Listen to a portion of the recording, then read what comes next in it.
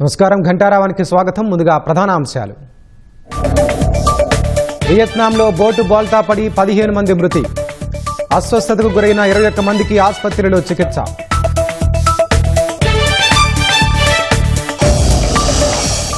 Boat ప్రమాదంలో ఏపీకి చెందిన 2 మృతి. ఘటనపై భారత ఎంబసీతో మాట్లాడిన మంత్రి లోకేష్.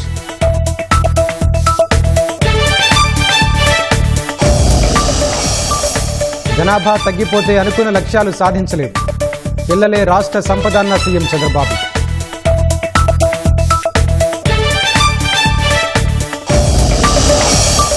విశాఖలో ఐఎన్ఎస్ మహేంద్రగిరి యుద్ధనౌక జలప్రవేశం. రక్షణ రంగానికి ఏపీ కేంద్రంగా మారిందన్న రాజ్నాథ్.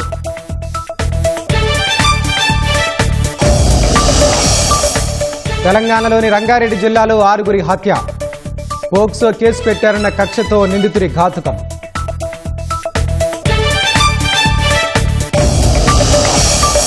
సవాళ్లు ఎదురైన అసాధారణ వేగంతో దేశాభివృద్ధి.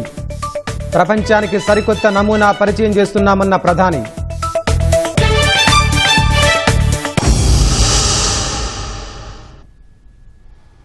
వియత్నాం అలలపై విహరిస్తూ ప్రకృతి అందాలను ఆస్వాదిస్తున్న వేళ విధి స్పీడ్ బోట్ రూపంలో ముంచుకొచ్చింది. ఆనందంగా సాగాల్సిన విహారయాత్రలో మృత్యువు కబళించింది. క్షణకాలంలోనే ఆనందం ఆవిరై 15 మంది జీవితాలు అనంత సాగరంలో కలిసిపోయాయి. వియత్నాంలో బోటు బోల్తా పడిన ఘటనలో రాష్ట్రానికి చెందిన 2 చనిపోయారు. మరికొందరు తీవ్ర అస్వస్థతకు గురై ఆసుపత్రిలో చికిత్స పొందుతున్నారు.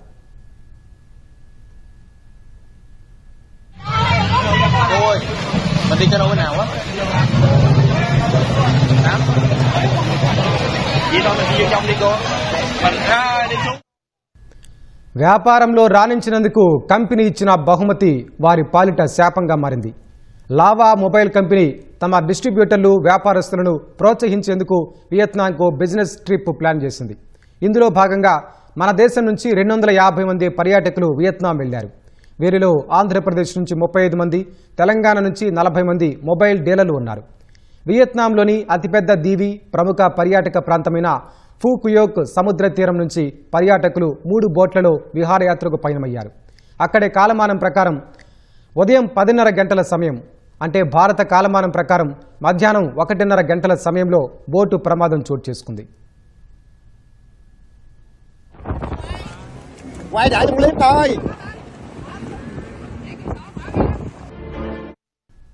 హాన్మే రూట్ నుంచి అన్ధోయ్ పోర్టుకు 32 మంది భారతీయ పర్యాటకులు, 4 సిబ్బందితో ఒక స్పీడ్ బోట్ బయలుదేరింది. ఓషన్ పెర్ల్ ఐలాండ్ కంపెనీ నిర్వహిస్తున్న ఈ బోట్ తీరానికి కేవలం 400 మీటర్ల దూరంలో సముద్రం అల్లకల్లోలంగా మారడంతో కుదుపులకు లోనై మునిగిపోయింది. పడవలో ఉన్నవారంతా నీళ్లలో పడిపోయారు. ప్రమాదం జరిగిన వెంటనే గమనించిన సమీపంలోని ఇతర పర్యాటక బోట్ల నిర్వాహకులు వెంటనే అక్కడికి చేరుకుని సహాయక చర్యలు చేపట్టారు.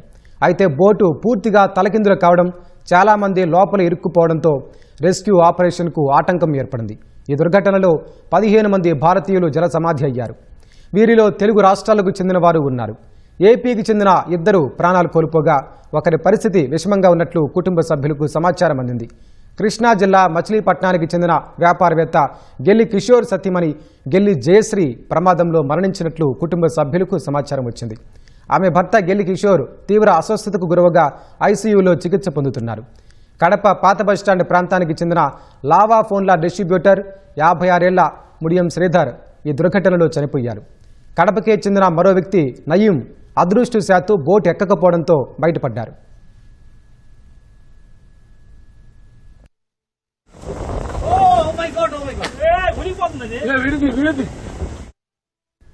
వర్షం లేకున్నా ఆ సమయంలో సముద్రంలో అలల ఉధృతి తీవ్రంగా ఉండటమే బోటు మునిగిపోవడానికి కారణమని తెలుస్తోంది. ప్రమాదం జరిగిన వెంటనే స్థానిక అధికారులు, రెస్క్యూ బృందాలు స్పందించినా కళ్లెదుటే తమ వారు నీట మునిగిపోతున్నా ఏమీ చేయలేని నిస్సహాయ స్థితిలో పలువురు ప్రాణభయంతో వణికిపోయారు. సముద్రం మధ్యలో సాయం కోసం ఎదురుచూస్తూ ఫోన్ల ద్వారా తమ కుటుంబ సభ్యులకు, తోటివారికి సమాచారం అందిస్తూ వారు పడిన వేదన వర్ణనాతీతం. ఎట్టకేలకు రెస్క్యూ సిబ్బంది కొంతమందిని సురక్షితంగా ఒడ్డుకు చేర్చి ఆసుపత్రులకు తరలించారు. ప్రస్తుతం వారంతా ఆసుపత్రిలో చికిత్స పొందుతున్నారు. వీరిలో 3 పరిస్థితి అత్యంత విషమంగా ఉన్నట్లు వైద్యులు తెలిపారు. బోటు ప్రమాదంపై వియత్నాంలోని భారత రాయబార కార్యాలయం తక్షణం స్పందించింది. సహాయక చర్యలు వేగవంతం చేయాలని స్థానిక అధికారులను కోరింది. బాధిత కుటుంబాలకు అవసరమైన సమాచారం, సహాయం అందించేందుకు ప్రత్యేక కంట్రోల్ రూమ్, హెల్ప్ లైన్ నెంబర్లు అందుబాటులోకి తెచ్చింది.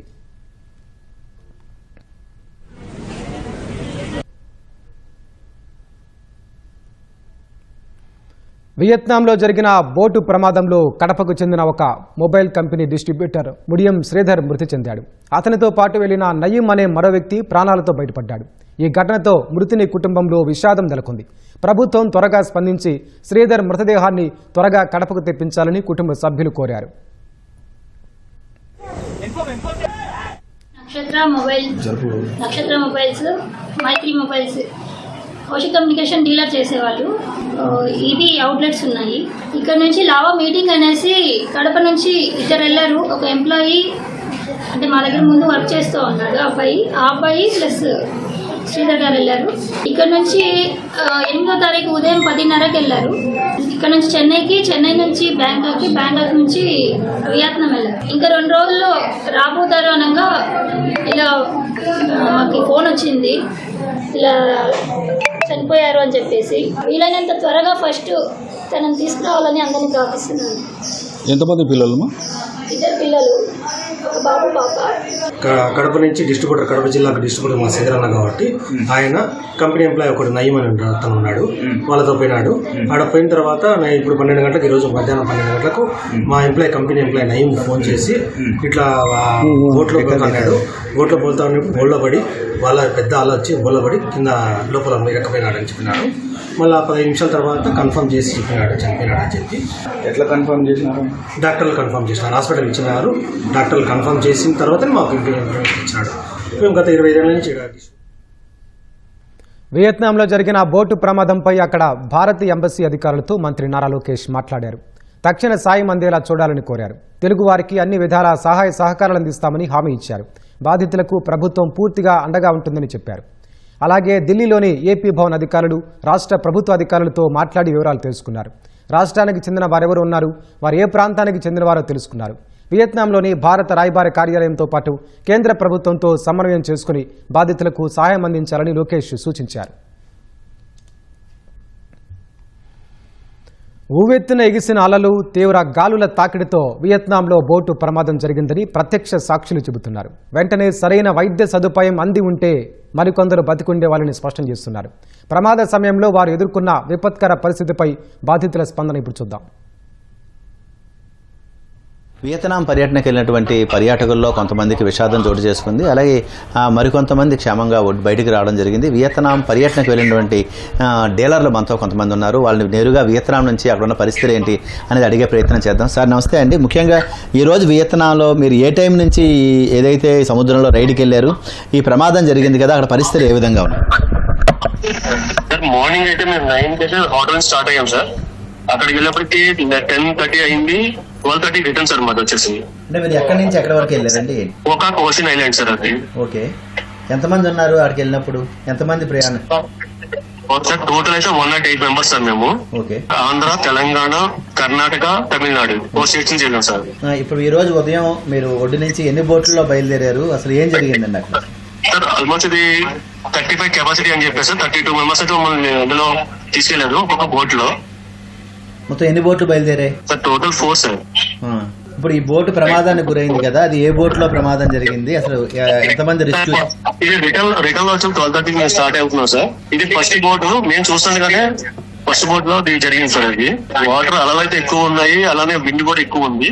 కొంచెం డ్రైవర్ నిర్లక్ష్యం కూడా ఉంది సార్. అందులో వాటర్ ఫ్లో ఎక్కువ ఉన్నప్పుడు అందరూ ఒక వైపు వచ్చేసారు సార్. దాని వల్ల ఇది జరిగింది అంటున్నారు. స్పీడ్ బోట్ బోల్తా పడిందా? అసలు ఏం జరిగింది అక్కడ? అంతే సార్, బోల్తా పడింది సార్. అది ఆ టైంలో ఆ బోట్ లో ఎంతమంది ఉన్నారండి? Total 32 members sir. Boat staff తో కాకుండా? బోట్ స్టాఫ్ తో కాకుండా మన విజిటర్స్ వచ్చి 32 మెంబర్స్ సార్. 32 మెంబర్స్ లో 15 మెంబర్స్ అయితే రెస్క్యూ చేశారు సార్ ఇమీడియట్ గా. 15 మెంబర్స్ రెస్క్యూ చేశారు సార్. 17 మెంబర్స్ అయితే సివియర్ ఇంజ్యూర్ సార్. 17 మెంబర్స్ ని హాస్పిటల్ చేశారు సార్. ఐసీయూలో ఉన్నది 2 సార్. రిమైనింగ్ అయితే 15 కన్ఫర్మ్ సార్. మన ఆంధ్ర నుంచి వచ్చేటప్పటికి 3 మెంబర్స్ అయితే ఉన్నారు సార్ ఆ సిచ్యువేషన్ లో. రిమైనింగ్ వచ్చేసి 14 మెంబర్స్ తమిళనాడు సార్. 15 మంది చనిపోయారని కన్ఫర్మ్ చేశారా? అవును సార్. ఇప్పుడు ఐడెంటిఫై చేశారండి, అంటే మన ఏపీ తెలంగాణ కాకుండా ఇతర రాష్ట్రాల వాళ్ళు కూడా ఉన్నారా? ఐడెంటిఫికేషన్ జరిగిందా? అవును సార్, టోటల్ అయితే ఐడెంటిఫై చేశాం సార్. మొత్తం 15 మందిని. అవును సార్. ఇప్పుడు అక్కడ ఉన్న వాళ్ళు ఇంకా ఎలాంటి సహాయం కావాలనుకుంటున్నారండి వెళ్ళిన టూరిస్టులు? సార్ యాక్చువల్గా ఇక్కడ ఎంత ప్రాణ నష్టం జరగకపోదును, జరిగింది ఏంటంటే అక్కడ రెస్క్యూ చేసేయడానికి రెస్క్యూ టీం ఉంది, కానీ రెస్క్యూ చేసిన వాళ్ళని ఫస్ట్ ఎయిడ్ చేయడానికి అక్కడ మెడికల్ హెల్ప్ లైన్ అయితే ఏమి లేదు, మెడికల్ ఎవరు లేరు. దాని వల్ల ఈ ప్రాణ నష్టం అయితే ఎక్కువ జరిగింది, లేదంటే చాలా తక్కువ ప్రాణ నష్టం జరిగేది. ఎవరైతే అక్కడ ఉన్నారో ప్రతి ఒక్కరు కూడా మేము అంటే వచ్చిన టీం ఏదైతే ఉందో వాళ్ళే లిఫ్ట్ చేసుకుని మేమే తీసుకొచ్చి కట్టెన్ గుడిగా పెట్టి వాళ్ళకి సిపిఆర్ ట్రీటింగ్ కానీ మేము చేసుకున్నాం సార్. అక్కడ ఉన్న వాళ్ళకి మాకు ఎటువంటి సర్వీస్ ఇవ్వలేదు సార్. ఫస్ట్ ఎయిడ్ కానీ ఆక్సిజన్ కానీ ఎటువంటి ప్రొవైడ్ చేయలేదు సార్. మాకు మా టీం మేము కాపాడుకోవడానికి మేము చేయాల్సిన మొత్తం చేస్తాం సార్ మేము. ఇది ఎవరైతే వియత్నాంకి సంబంధించినటువంటి యాత్రకు వెళ్ళారో వాళ్ళల్లో సరైనటువంటి సహాయక చర్యలు అందలేదు. రెస్క్యూ వరకు చేసినప్పటికీ కూడా వెంటనే అందులో ఎవరైతే కొంత అపస్మారక స్థితిలో ఉన్న వాళ్ళకి సిపిఆర్ సరిగా చేసినట్లయితే ఇంత క్యాజువాలిటీ ఉండేది కాదు అని చెప్పి అక్కడికి వెళ్ళినటువంటి పర్యాటకులు అభిప్రాయపడుతున్నారు. విజయవాడ నుంచి కెమెరామెన్ గోపితో శ్రీనివాస్ మోహన్, ఈటీవీ న్యూస్. పిల్లలే సంపద, పెద్ద కుటుంబాలే శ్రీరామ్ రక్ష అని సీఎం చంద్రబాబు అన్నారు. విజయవాడ అంబేద్కర్ కళావేదికలో నిర్వహించిన వరల్డ్ పాపులేషన్ డే వేడుకల్లో పాల్గొన్న సీఎం దక్షిణాది రాష్ట్రాల్లో ఏటా జనాభా తగ్గిపోతోందని, ఇది ఆందోళనకర అంశమని చెప్పారు. జనాభా తగ్గిపోతే అనుకున్న లక్ష్యాలు సాధించలేమన్నారు. జనాభా నియంత్రణ కాదు, జనాభా సంరక్షణ నినాదం కావాలన్నారు. రాష్ట్రంలో జనాభాను పెంచేందుకు వివిధ సంక్షేమ కార్యక్రమాలు అమలు చేస్తున్నట్లు చెప్పారు.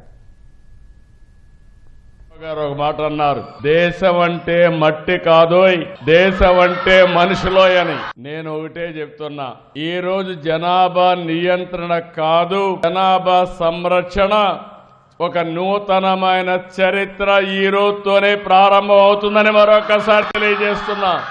ఒకప్పుడు నేను కూడా జనాభా తగ్గించాలని ఆలోచించాను, కొన్ని నిర్ణయాలు చేశాను. ఎవరైనా పోటీ చేయాలంటే 2 కంటే ఎక్కువ మంది పిల్లలుంటే పోటీకి అర్హత లేదని స్థానిక సంస్థల చట్టాన్ని తీసుకొచ్చాను. ఒకప్పుడు 2 పిల్లలు అనేవాళ్ళం, ఒకరు ముద్దు, 2 ఓకే, 3 వద్దని ఆ రోజు క్యాంపెయిన్ చేశాం. ఈ రోజు నేనే మళ్ళా ముందుకు వచ్చాను, దూరదృష్టితో ఆలోచించాను. ఉద్యోగాల్లో కాలేజీల్లో 33% రిజర్వేషన్లు పెట్టాను. ఆడపిల్లల్ని ప్రోత్సహిద్దామని ముందుకు పోయాను. ఈ రోజు నేను గర్వపడుతున్నా. ఒకప్పుడు మీరు చూస్తే వరకట్నం ఉండేది, ఇప్పుడు ఎదురు కట్నం వచ్చింది. ఆడబిడ్డలకు డబ్బులు ఇచ్చి పెళ్లిళ్ళు చేసుకునే పరిస్థితికి వచ్చారు. ఇవన్నీ పరిస్థితులు మారాయి. కానీ ఈ రోజు మీరు గుర్తుపెట్టుకోవాల్సింది, రాను రాను జనాభా తగ్గిపోతా ఉంది. చైనా ఒకప్పుడు 1 చైల్డ్ నామ్ పెట్టారు. ఈ రోజు ఫెర్టిలిటీ రేట్ 2.1 ఉంటే రీప్లేస్మెంట్ లెవెల్ ఉంటుంది. చైనాలో 1కి పడిపోయింది, సింగపూర్ 0.9కి పడిపోయింది, జపాన్ ఇంకా ఎక్కువ పడిపోయే పరిస్థితికి వచ్చింది.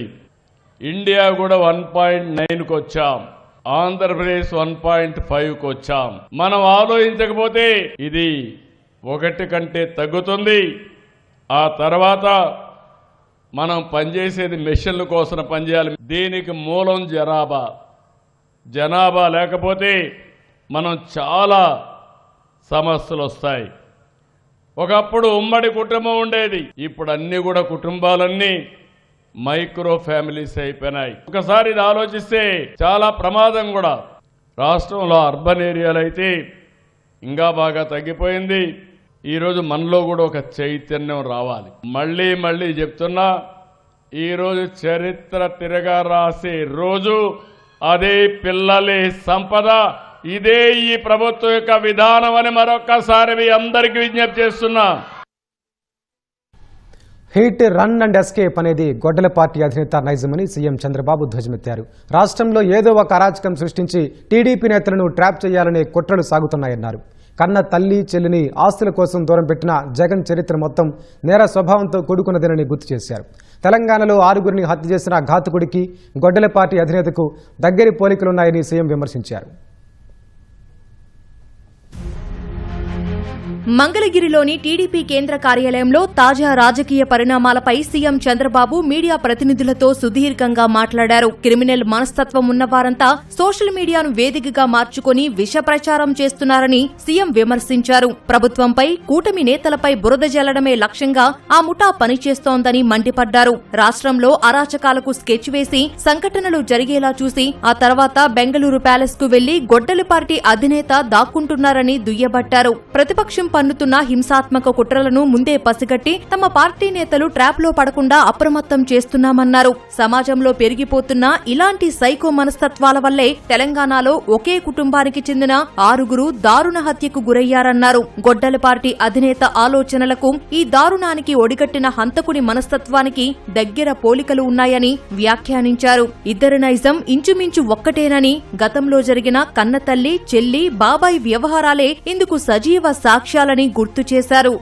గొడ్డలి సంస్కృతి, సోషల్ మీడియా వేదికగా సాగించే అబద్దాల ప్రచారాన్నే జగన్ నమ్ముకున్నారని సీఎం విమర్శించారు. వైసీపీ అధినేత కుటుంబ చరిత్ర నేర స్వభావంతో కూడుకున్నదేనని ఆరోపించారు. ఉన్నత చదువులు చదువుకొని రాష్ట్రానికి సేవ చేయాల్సిన ఎంతో మంది ఐఏఎస్ అధికారుల జీవితాలు ఈ కుటుంబం వల్లే బలయ్యాయని సీఎం గుర్తు చేశారు. జగన్ అక్రమాల వల్ల ఐఏఎస్లు జైలు పాలు కాగా ఇప్పుడు ఆ పార్టీలోని ద్వితీయ శ్రేణి నేతల చరిత్ర కూడా అలాగే తయారవుతోందని విమర్శించారు. విపక్షం ఎన్ని కుట్రలు పన్నినా భోగాపురం ఎయిర్పోర్ట్ నిర్మాణం పూర్తయిందన్నారు. పోలవరం ప్రాజెక్టు వెలుగొండతో పాటు రాజధాని అమరావతి నిర్మాణం వేగంగా సాగుతోందని చెప్పారు.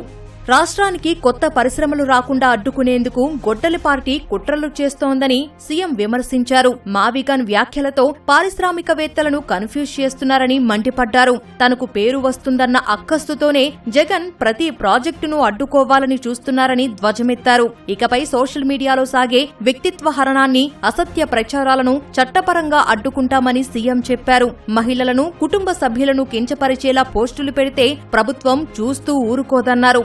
వాట్సాప్ యూజర్ నేమ్లతో పాటు తప్పుడు ప్రచారాలకు కారణమవుతున్న ఇతర సాంకేతిక అంశాలను లోతుగా పరిశీలిస్తున్నామన్నారు. విష ప్రచారానికి అడ్డుకట్ట వేసేందుకు అత్యంత కఠినమైన చట్టపరమైన చర్యలు ఉంటాయని హెచ్చరించారు. గత ప్రభుత్వం తెచ్చిన వివాదాస్పద 22A భూ సమస్యల పరిష్కారంపై ప్రత్యేక దృష్టి పెట్టామన్నారు. లక్షల ఎకరాలను 22Aలో పెట్టి ప్రజల జీవితాలతో ఆడుకున్నారని మండిపడ్డారు. పశ్చిమాసియా యుద్ధ ప్రభావం ఇప్పట్లో తగ్గేలా లేదని సీఎం అభిప్రాయపడ్డారు. కొందరి విధానాల వల్ల ప్రపంచమంతా సంక్షోభంలోకి కూరుకుపోయేలా ఉందని అన్నారు. రంగారెడ్డి జిల్లా షాబాద్ మండలం దైవాలగూడలో 6 హత్యపై స్థానికంగా తీవ్ర ఉద్రిక్తత తలెత్తింది. ఫిర్యాదు చేసిన పోలీసులు సరిగా పట్టించుకోలేదని ఆరోపిస్తూ షాబాద్ ఠాణా వద్ద స్థానికులు నిరసనలతో హోరెత్తించారు. సర్ది చెప్పబోయిన ఎమ్మెల్యే యాదయ్యతో వాగ్వాదానికి దిగారు. ఈ ఘటనలో ఎస్ఐ రమేష్ ని సస్పెండ్ చేసిన అధికారులు బాధితులను ఆదుకుంటామని హామీ ఇచ్చారు. నిందితుడి కోసం పోలీసులు గాలిస్తున్నారు.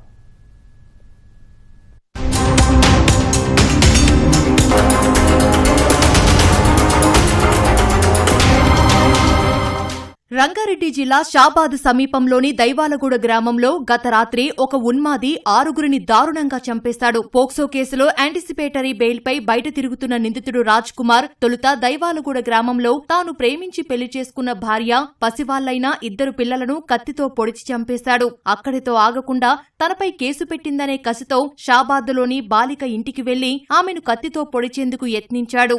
అడ్డొచ్చిన బాలిక తల్లి లక్ష్మి, అమ్మమ్మ రుక్కమ్మను పొడిచి చంపాడు.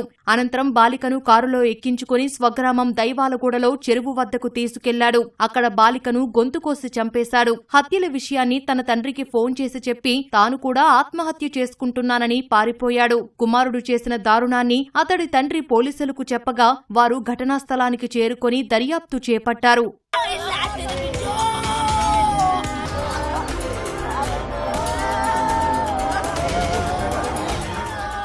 ఆరు హత్యలపై స్థానికుల్లో ఆగ్రహం కట్టలు తెంచుకుంది. పోలీసుల నిర్లక్ష్యం వల్లే 6 హత్యలు జరిగాయంటూ షాబాద్లో రోడ్డుపై స్థానికులు ఆందోళనకు దిగారు. అనంతరం రంగారెడ్డి జిల్లా షాబాద్ పోలీస్ స్టేషన్ వద్ద నిరసనకు దిగారు. 6 చంపిన రాజ్ కుమార్ ను తమకు అప్పగించాలని డిమాండ్ చేశారు. బాధిత కుటుంబాన్ని పరామర్శించేందుకు వచ్చిన ఎమ్మెల్యే కాలే యాదయ్యను వారు అడ్డుకున్నారు. ఎమ్మెల్యే గో బ్యాక్ అని నినాదాలు చేశారు. కాలే యాదయ్యతో వాగ్వాదానికి దిగారు. పోలీసుల వైఖరిని ఖండిస్తూ నినాదాలు చేశారు.